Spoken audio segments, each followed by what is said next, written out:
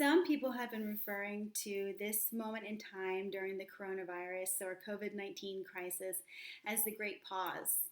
And I like that framing of the situation because it allows us to consider some of the benefits that have come with much of the pain and the sadness that many of us are feeling.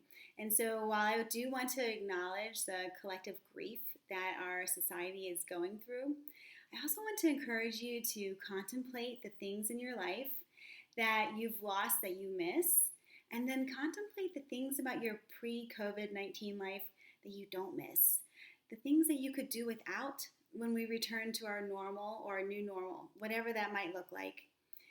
And the idea that this is a great pause in our life is a once in a lifetime opportunity for us to really contemplate what matters most to us in our lives and whether or not we're filling up those buckets first, or if we've been allowing a lot of societal expectations, family demands, demands from work, whatever it might be. Some of them are valid and some of them really aren't.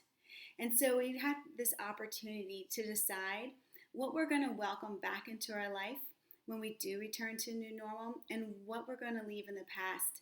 So I encourage you to take some time and really think about how things have changed for you, for your employees, for your team, if you're managing a team, and consider what we can carry forward into the future that will lead us to all have happier lives.